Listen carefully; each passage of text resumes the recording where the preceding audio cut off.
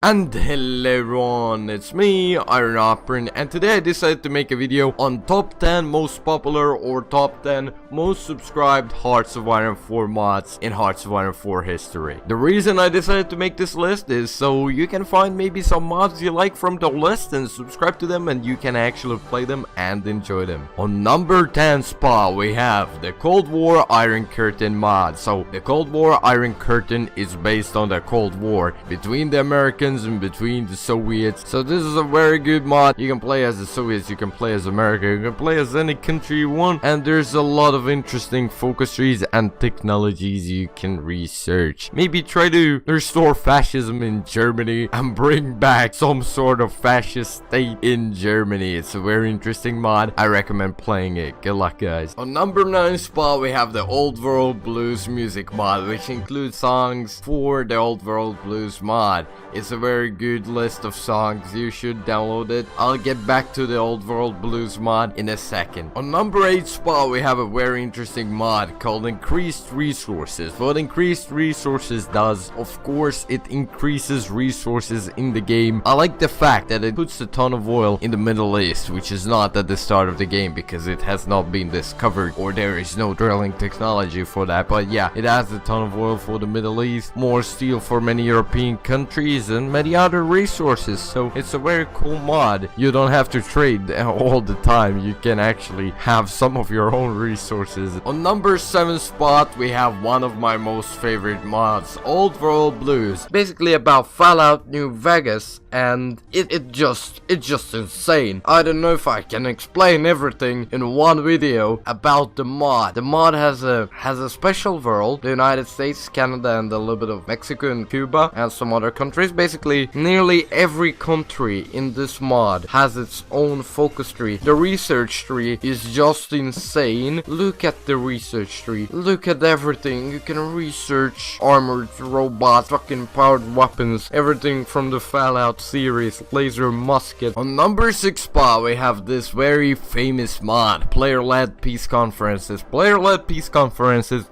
allows the players to have the most war score in the peace conference and lead the peace conference and have all the war scores, so the AI cannot basically decide anything. So the players will lead the peace conference and they can save the peace conference from the AI creating any border war, and they basically decide everything behind the table of doing a peace conference. As it will be shown in the footage, you will have all the possible war score compared to your other AI allies, and only the players will have the war score to decide for things. So as you can see, Italy, Bulgaria, Yugoslavia, and Slovakia got basically no war score at all, and you just can pass forever and the war score is gonna disappear, and you can decide whatever the hell you want with Poland or any other country with player-led peace conferences, because only the players will be able to decide. You'll be able to decide whatever you want, and there will be no AI deciding in the peace conference. On number 5 spot we have the mod called Colored Buttons mod, which colors the buttons for decisions, research, diplomacy, trade, construction, production, recruit and deploy, logistics, army, navy, and air. I don't know why is this mod so popular. Maybe because people are autistic and they really like colors in the HOI4 community. Not quite sure, but it helps you to memorize the locations of these buttons, I guess, and helps you to remember which button is what. You can remember the blue button is research and so on. And on number 4 spot we have the Grave War mod. So the Grave War mod is based on World War I or the Grave War. This is a very cool mod. I really like it. One of my favorite mods. It has a special research tree and also has cool focus trees for countries like Russian Empire, German Empire, Italy, Austro-Hungarian Empire, Ottoman Empire, France, UK, US, and others. It's a pretty cool mod because you can play in World War I. You can play as the Central Powers and try to win against the Entente, or vice versa. You can play as the Entente countries and try to beat the Central Powers. Maybe you can play as Russia, stop the Germans and the Austrians from pushing into your country and stop the revolution from happening, and actually stay in power with Nikolai II and stop the communists Revolution or the Bolshevik Revolution. There's also many other countries you can play as. Maybe you can play as Spain and pick a side. Maybe join the Central Powers and backstab France and take over Africa, or play as Ethiopia and fight countries in Africa. You have many decisions to do. You can play as Italy, make the secret deal with France and backstab Austria-Hungary, or do whatever the hell you want. Play as Russia or ally the Central Powers as Russia. Yeah, there's many interesting things you can do in this mod. It's very good for multiplayer, and if you like World War 1, I recommend playing it. Very cool mod, recommend it.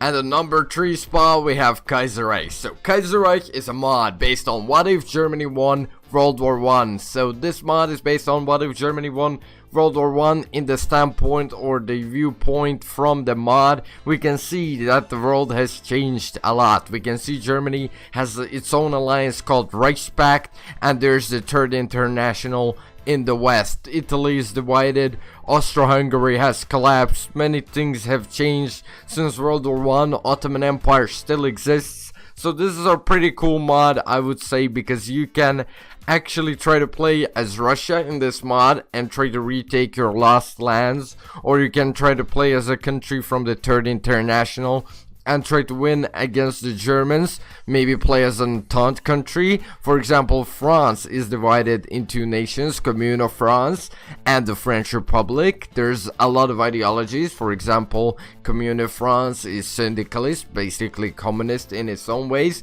So there's new ideologies, new things for the research, I think. Are there? Not quite sure. Yeah, there's a few guns, and so the research is not the biggest part of this. The focuses and the world is the biggest part of this game, and I think it's a very good mod for multiplayer and for single player also. You can make some very interesting campaigns. This mod has a ton of events and decisions and ideologies you can go with and do many different scenarios in this world.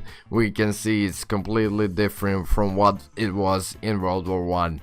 On number 2 spot, we have the Road to 56, one of the greatest Hearts of Iron 4 mods in history of Hearts of Iron 4. Basically, what does Road to 56 do? Road to 56 extends the game until 1956, as it says. The research tree goes all the way to 1956. You can get some cool technologies until 1956, and that's not the only thing. The biggest thing Road to 56 adds is focus trees for nearly every country in the world. For example, let's take a look at Finland. Finland has a huge focus tree.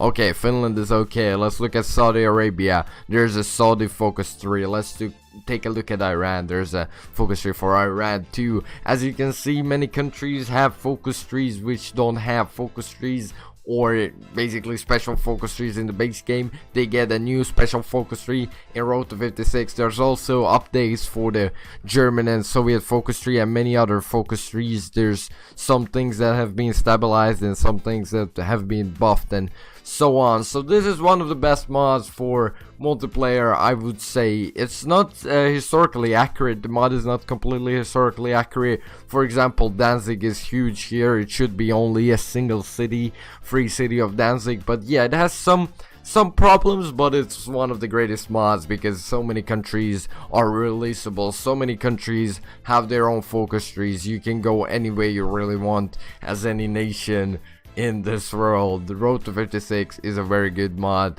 for multiplayer and single player. Really recommend it. And the number 1 spot, we have the modern day mod. So the modern day mod is the most subscribed mod in Hearts of Iron 4, and the modern day mod is based on modern day, as you can guess. So in the modern day mod is the modern day. Right now I choose a campaign where I can start in 2016. You can start in 2000 or 2016.